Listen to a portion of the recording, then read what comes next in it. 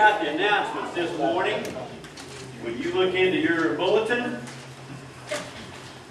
the UMW is actually Tuesday, March the 3rd, and Wednesday, March the 5th.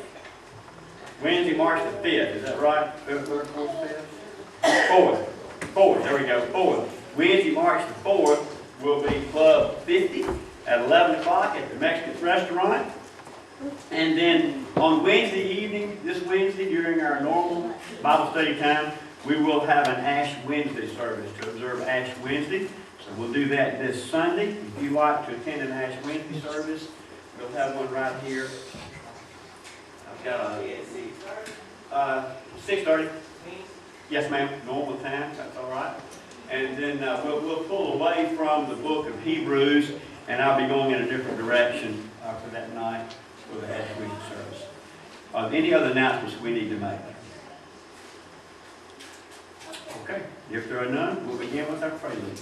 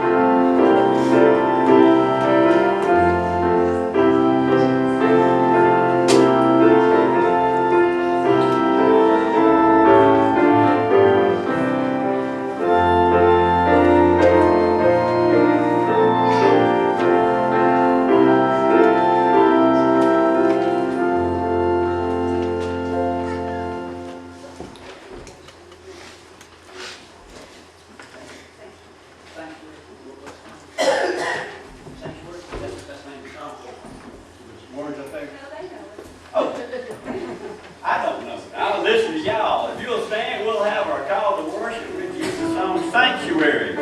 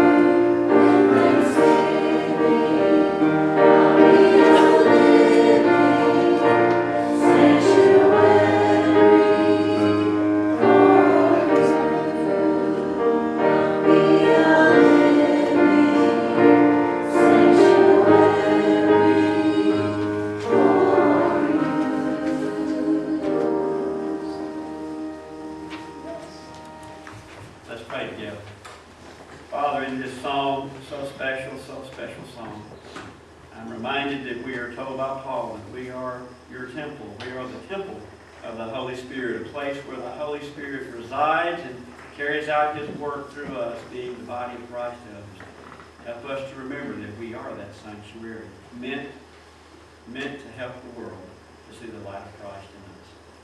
In Jesus' name I pray. Our opening song today, our celebration hymn number 732, The Battle Belongs to the Lord. Would you stand, please? It's a rule. We have to stand for the first song. It's in the Bible. Back here in the chorus together.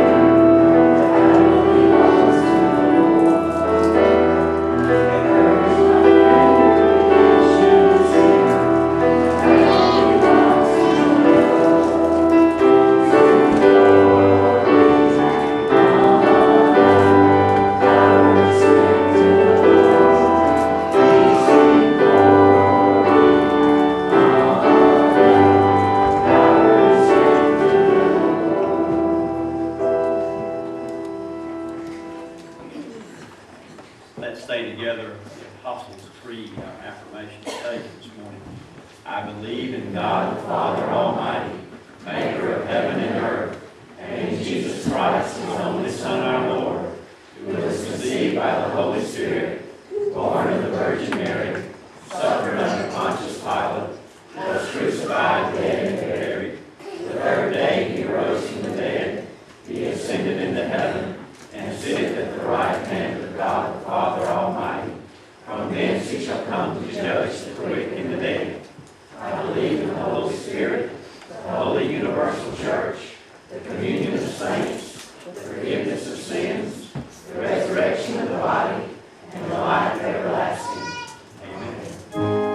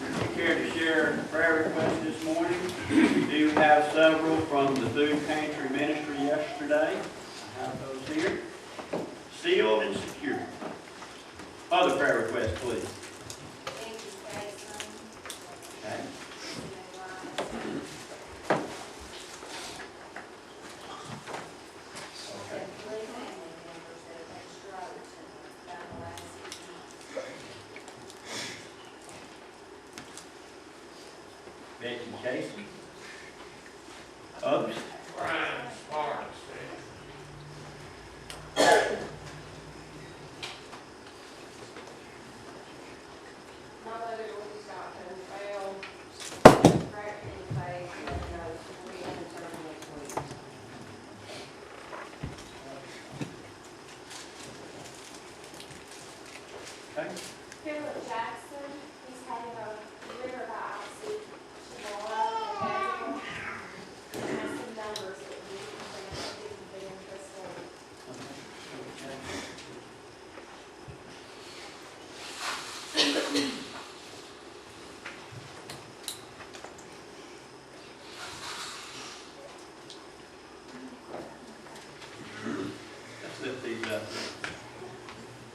Father, thank you so much for those that came to the food pantry yesterday and entrusted us with their prayer requests that they would ask us to bring to you, Holy Father. We lift those to you. We also lift up these that have been mentioned this morning, asking you, Father, to attend to them, their families, and their friends in these troubling and trying times. Draw people closer to you, Father. In your Son's name we ask this prayer. Amen. Let's sing again, please, in your celebration hymnal. Stand up for Jesus. It's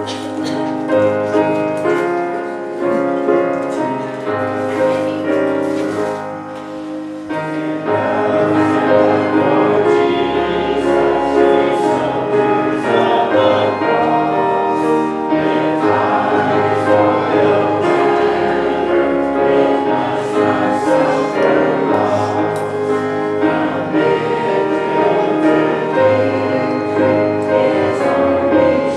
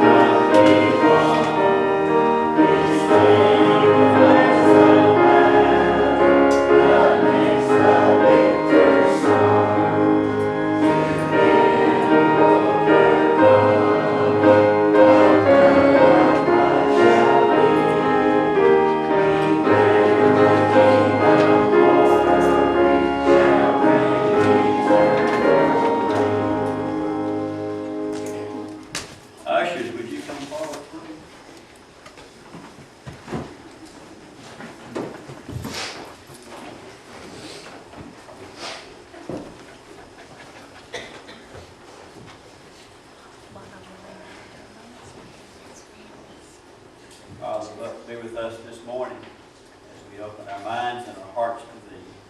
Let us worship our giving in Christ's name.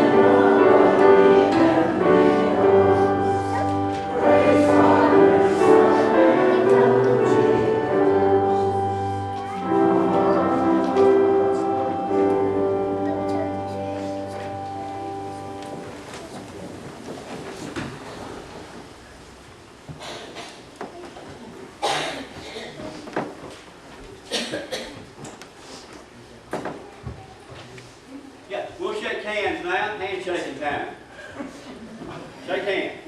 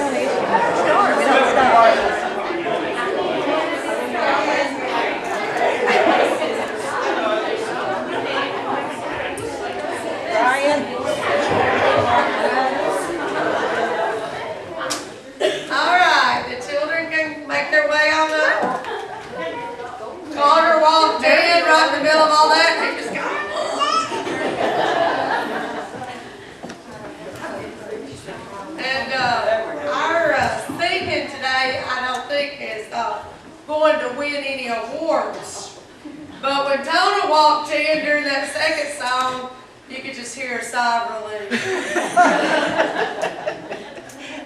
How are y'all today? Good morning. Got that ponytail going on today. Next Saturday will be a day that only happens every 4 years. February the 29th. You see, February only has 28 days. It's the shortest month of the year. Except every 4 years, it gets an extra day. Now, they don't just randomly put that there. There's a reason for that. And the year 2020 is that year. We get a February the 29th.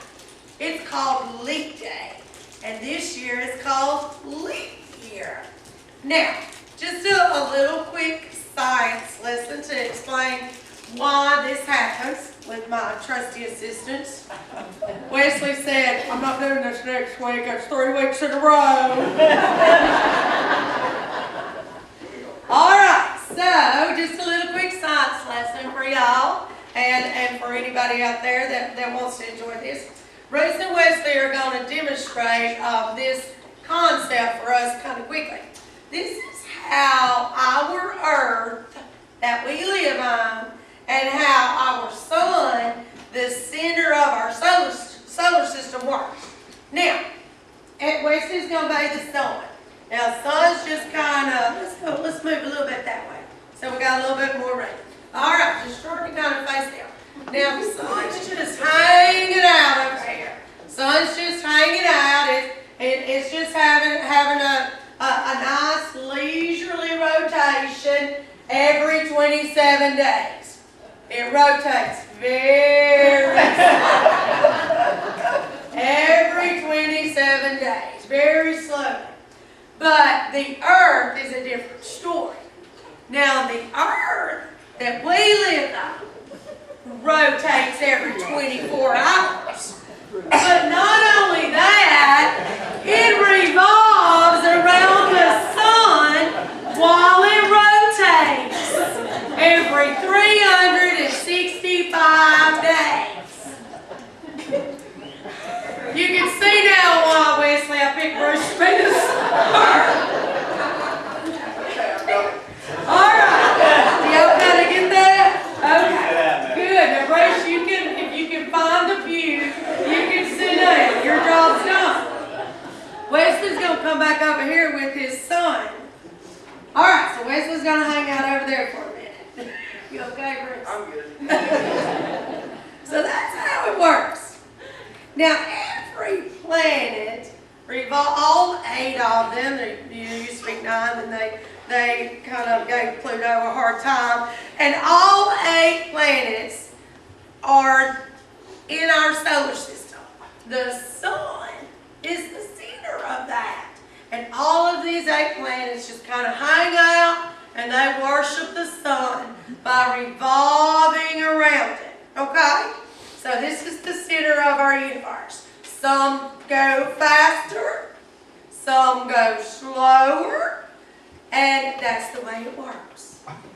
But, now when Bruce revolved around Wesley, when the Earth revolved around the sun, it takes 365 days. But, it's not exactly 365 days. It's more like 365 days and 6 hours, okay? That's what it's more like. So those hours, you can't just ignore them. They add up, right? So every 4 years, if we add up 6 hours for 4 years, 6 plus 6 plus 6 plus 6 makes 24 hours. That's a whole another day. So what they do is, for this corrective measure, they add another day to our year every 4 years. So that's how we get leap day. And that's how we get a leap year. So that's a pretty cool concept. I always thought it was interesting. There's people who are born on February the 29th every 4 years, and they only actually get to celebrate their real birthday every 4 years. That's kind of a neat concept. February the 29th, the leap year, is supposed to be the year that women can ask the men to marry them instead of the other way around. So it's kind of some neat stories about it. Bruce was like, not sure about that. But this sun is actually a star.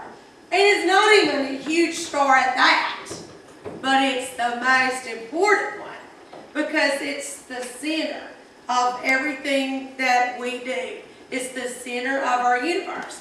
Now, many ancient cultures actually saw the sun as a type of God. And many things were built on earth in order to worship the sun. It's even mentioned in the Bible. And in fact, the ancient Greeks thought that the sun was this handsome God that wore a crown, and that the crown had sunbeams shooting off of it, and that every day he would come down and he would drive his golden chariot around the sky, and he would deliver sunshine throughout the world. And even people that didn't live that too long ago worshiped the sun.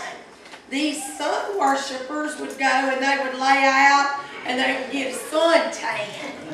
And we called them sun worshipers. But now with more skin cancer awareness and the sun's role in that, we don't have so much of that anymore because we all wear sunscreen. But you know what I think? I think that there's another sun that we could worship instead of this sun. Turn your card around. Now, what about this sun? S-O-N instead of S-U-N. You can read that word. You're not there. S-O-N. Now, this sun, Jesus Christ, the Son of God. Can we worship that sun instead? Oh, sure we can. So, this next Saturday, on Leap Day, let's celebrate it by allowing us to have another day this year to be able to spend it worshiping this sun. What about that? Amen. All right. Dear Lord, thank you so much for giving us one extra day to help us worship your Son. Amen. All right, y'all. There you go. Get y'all some.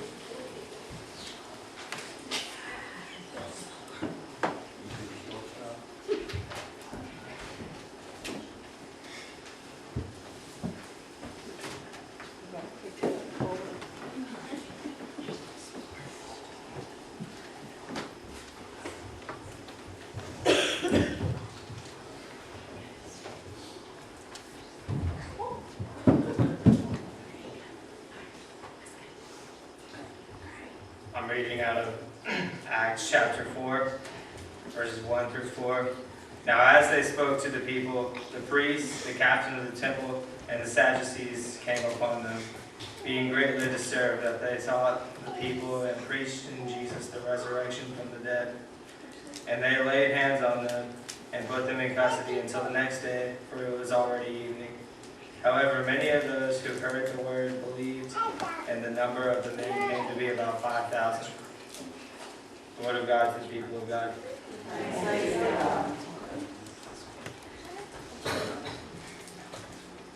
When I was in 7th grade, Peggy, there was Mrs. Smith was teaching our science class, and there was a question on the test, and it dealt with astronomy. I forget the nature of the question, but the bottom line was, where do you have to be on a certain day at a certain time? Where do you have to be on the earth to be directly under the North Star, to look up and see it? And my answer was directly under it. She kind of thought, I don't know why. teenager, my mother and father trusted me from time to time to drive from Grenada to Memphis to visit with my aunt and 2 cousins and uncle. And particularly I did that when movies were coming out that I wanted to see, because Memphis had far more theaters than our one theater in Grenada. And so when a movie came out that I wanted to see, I would drive up and see my aunt and uncle and 2 cousins, and usually Aunt Diane and Libby and Chris and I would go to the theater. One such movie was Jaws, back in, 1976 or 77, and it was a very, very popular movie. And so I went to see the movie with them, and when we got to the theater that Saturday evening, it was a line outside that theater like I had not expected. And I was thinking we wouldn't get in. And Aunt Diane said, well, let's just try, let's get in line, and we'll see if we can get in. And we did. We got in to see the movie. And in that movie, you've seen the movie Jaws. Have y'all seen the movie Jaws? That song. You know how, Spielberg, he just started playing that song and you tensed up, didn't you? Because you knew something might be about to happen. And so, as I watched that movie, I came out of it terrified. I was terrified. I went home and over time, we'd go to the swimming pool there. We had a community pool there in Grenada. And it was a swimming pool, chlorine water. But I would think about that shark. Someone would grab me by the leg or grab me behind, and I thought a shark got me. Well, finally, and that's true, but I'm not joking. That's true. I was, just water just scared me there. It kind of maybe affected me, touched me a little bit. But after some time, I got used to it, and I could go to the pool and not worry about a shark getting me. Just when you thought it was safe to go back into the water, you know where I'm headed, don't you? That was the tagline for Jaws 2. Just when you thought it was safe to go back in the water, you'd get back out in the water on that eastern coast, and old Spielberg had that shark coming back, eating up, gobbling up more people. Now, how in the world does a fake Hollywood shark from the 70s with special effects that have nothing to do with special effects today relate to the book of Acts, what Wesley read for us this morning? Simply this. John chapter 20, verse 19, Jesus appeared to the apostles. Where he appeared to them was in a place where they were in hiding. After Jesus was crucified, and once he rose again, he made several appearances to the apostles and to his followers.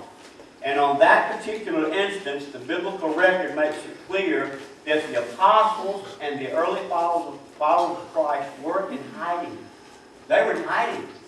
The only safe place they had to go, they made their way to Galilee, where Jesus told them to go, and he would eventually see them.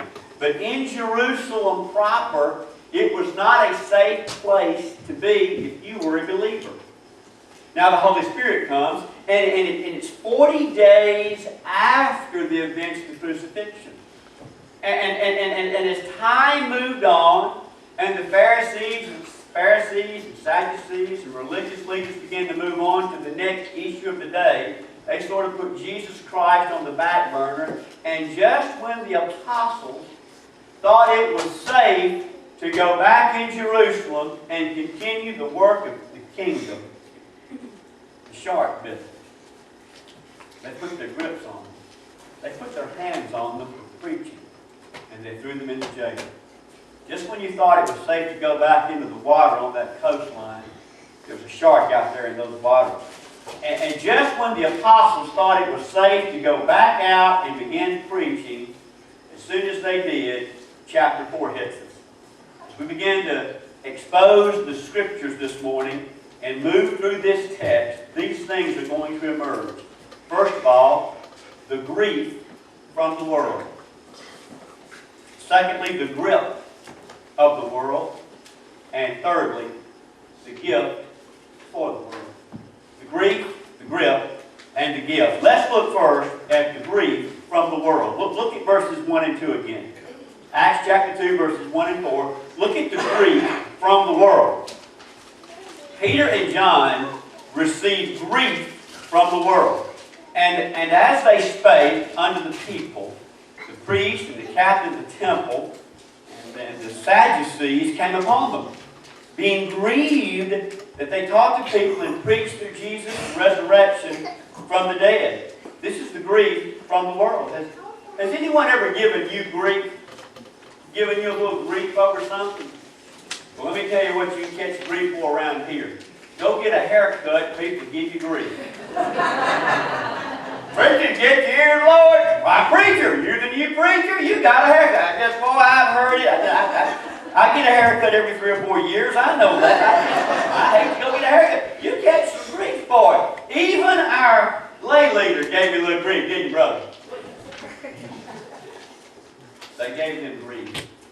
They gave them grief. The world gave them grief. When I say the world, I mean those that are lost and unrepentant and would not turn to Jesus though he had been in their midst.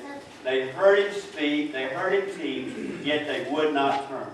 When you look at the background of where we are in the book of Acts, you will remember that Pentecost came.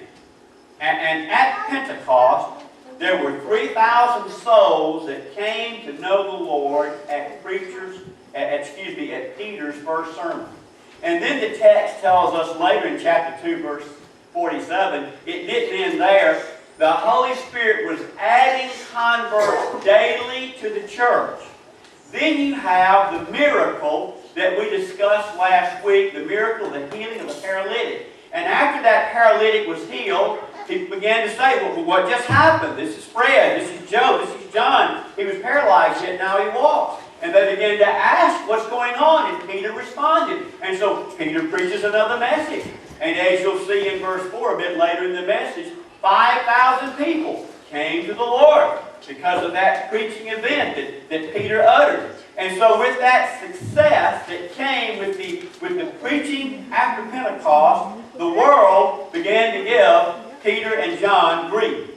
The words of Peter grieved the following people: the captain of the temple, the scribes, and the Sadducees. Because the biblical record makes it clear, after the paralytic was healed, Peter began to preach, and the word says in verse 4, as they spake. Spake what? They were telling of Jesus. That he was crucified, but yet he was raised again from the dead. And he is the one who was appointed by God to be the point of redemption, the person we go to for salvation. This grieved this particular people. Why? Because the grief was over what was to them the absurdity of the resurrection. Let me say that again. The grief Peter and John received from these people was because to them the preaching of the resurrection was absurd.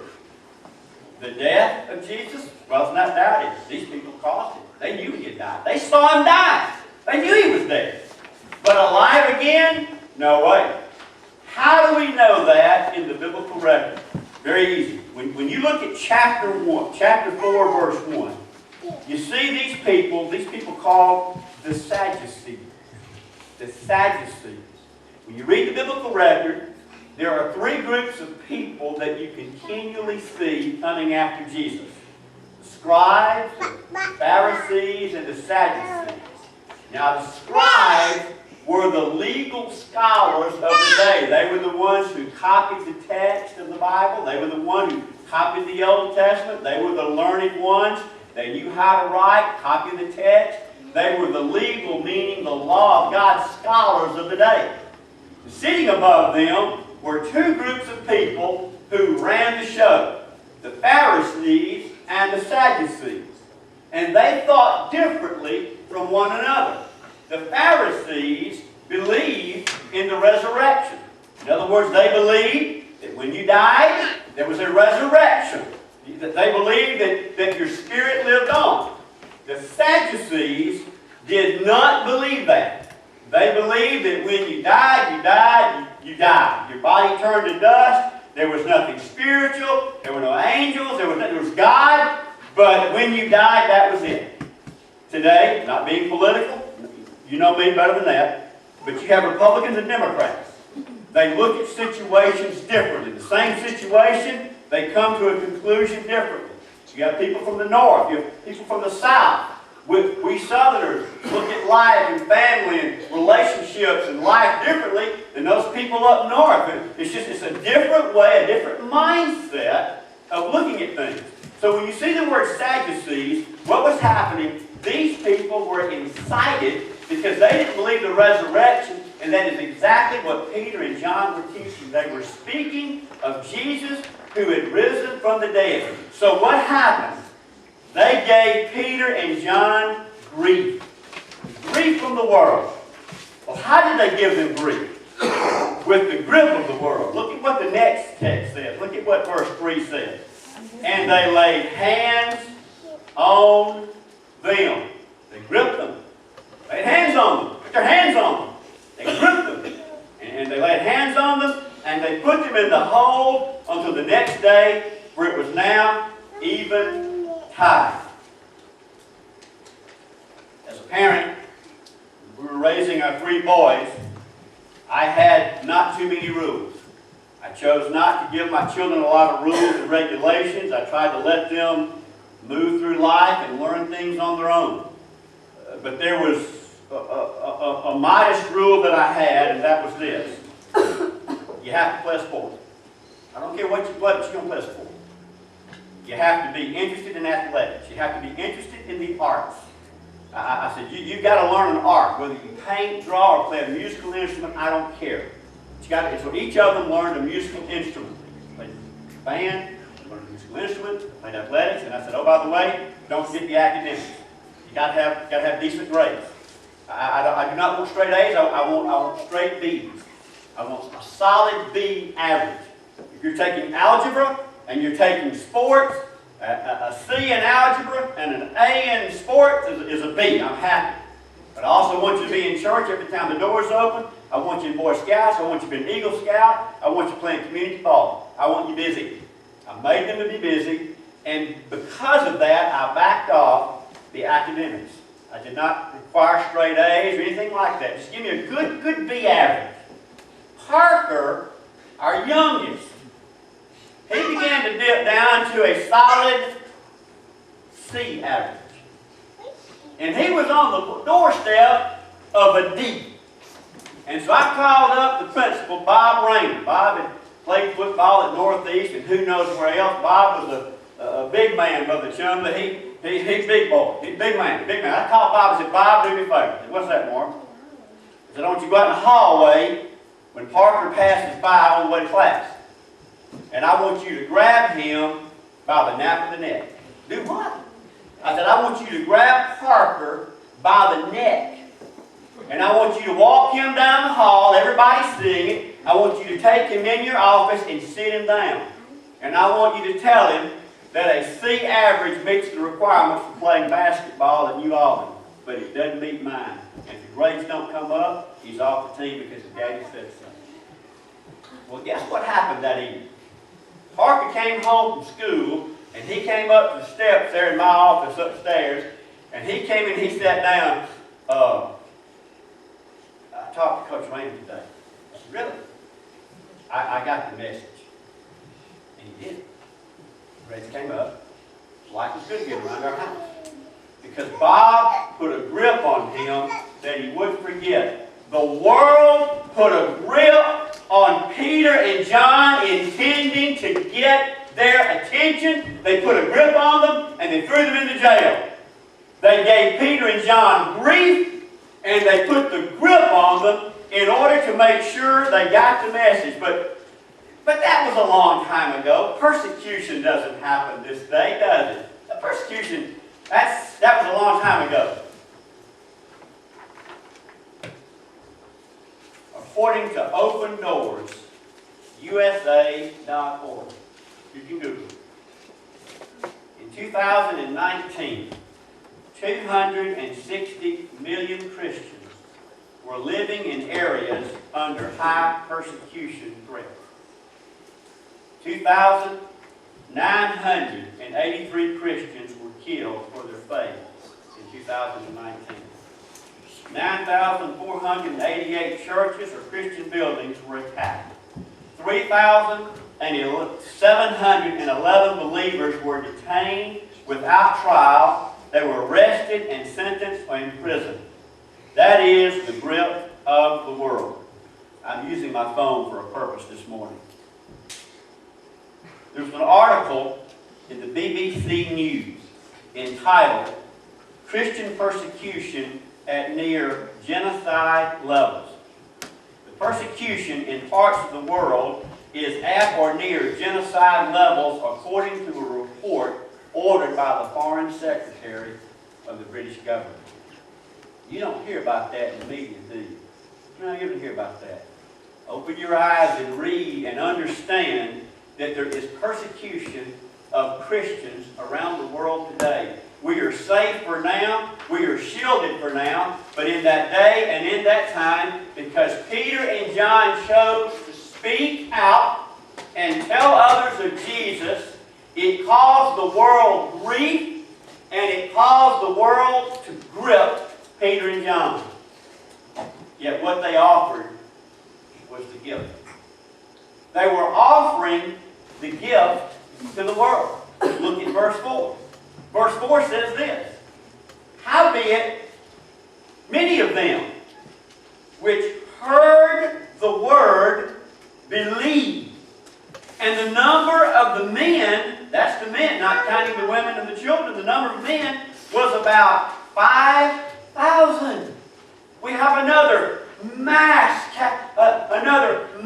conversion at a sermon of Peter. What an invitation he must have given. The folks got saved. That's great.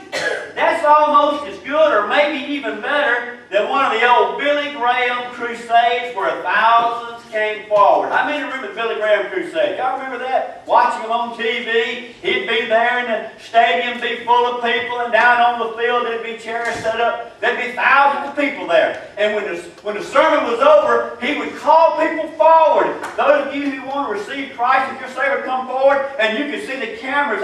They would be looking at different places. People were coming up in droves. And what would he always say? If you're in the balconies, the buses will wait, right? You remember that?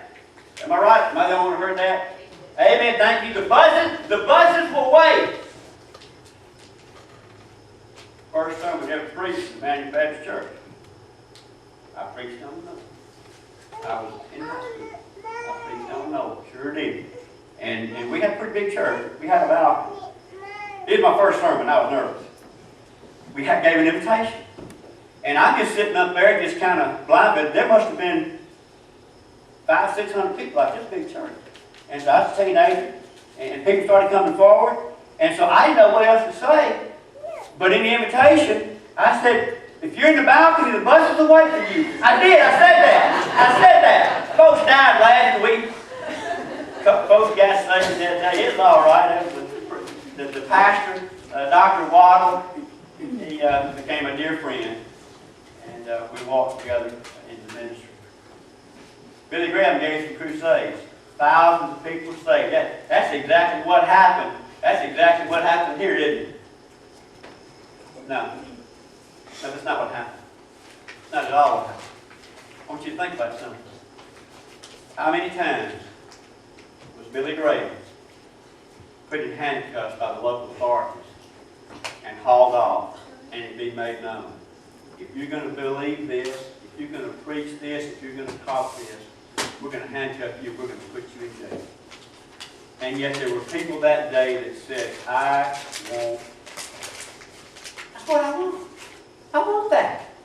How many people in Billy Graham's day would have walked away if they'd seen him hauled off and thrown in jail because he was preaching for Jesus Christ? These guys were preaching their heart out for Jesus Christ. They were gripped, they were taken away, and as they were hauled off in the sheriff's car and taken to the jail, people said, I want that. Why? Because it was a gift. It was a gift. These were Jewish people. They had followed the sacrificial system all their lives. They were there to participate in Pentecost and the follow-on feast that they were having to celebrate the sacrificial system. And yet when they heard of this Jesus who was crucified and sacrificed for them, when they believed, they had a forgiveness over their sins that they could have never felt with the sacrificial system, and they realized that's the gift we've been waiting for. He was the sacrifice. He is the gift to the world. Peter and John, they spoke. They first of all healed a man, and then they began to speak to others. They began to interject Jesus into their lives. And when they did, it grieved the world.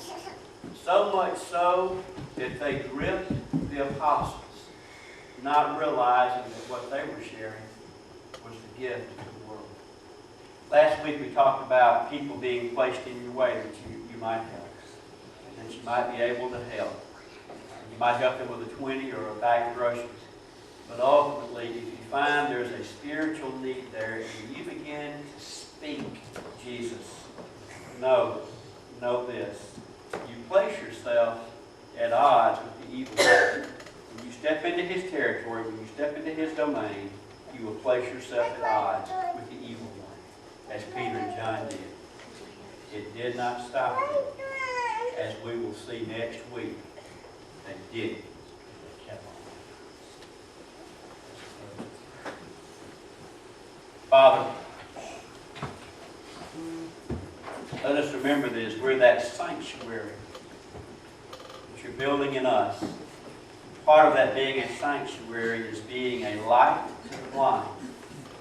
That we reflect and share the love of Jesus, as Peter and John were doing. Help us to know that we may rankle some feathers and we may touch some nerves of people. But let us move forward, never doubting the faith and never doubting that Jesus truly is the gift to the world. In your Son's name we pray. Amen. Let's stand together, please, and sing a hymn of invitation, which is, they'll know we're Christians. Let's stand, please, for a hymn of invitation.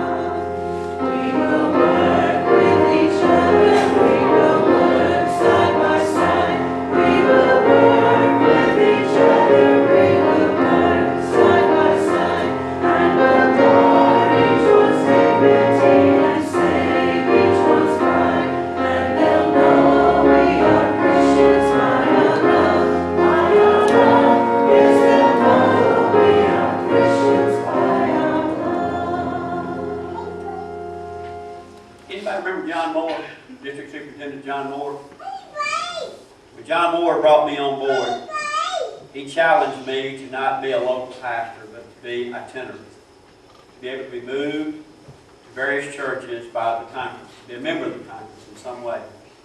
And so 5 years ago, I started the course of study. And I took all the courses required, I passed them and moved on, and then took a year and went through the associate member process.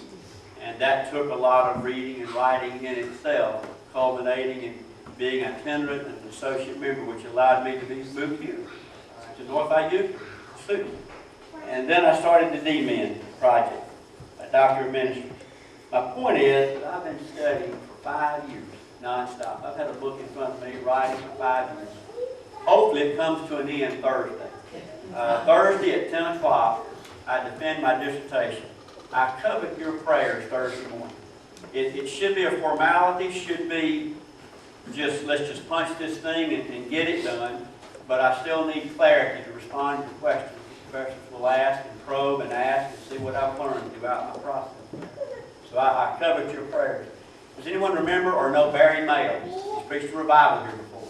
He's now Dr. Barry Mayo. He went before me. Myself and Nick Cash will be down there Thursday defending our dissertation. So maybe it'll be over by noon Thursday. Pray for me Thursday morning at about 10 o'clock. Let's have a word of prayer and we'll begin to close our service.